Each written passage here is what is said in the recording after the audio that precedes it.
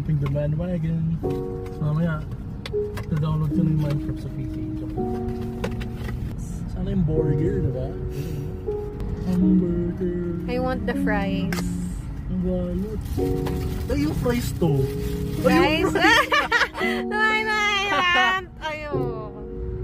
That's what I want. Gusto ko yung burger. Ang ganda ng ano, ganda pa na ng Minecraft. Ganda ng pagkagawa. Pero yung logo ng McDo. Plastic nga. Pixelated Parang din cute. siya. Parang Lego. So diba ito siya? Tignan mo mas yung McDo. Tapos pakita muna natin yung ano, yung packaging niya.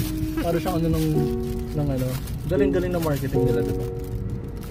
Marketing so important. Tapos meron siyang card. Siyempre lahat ng mga blind box meron.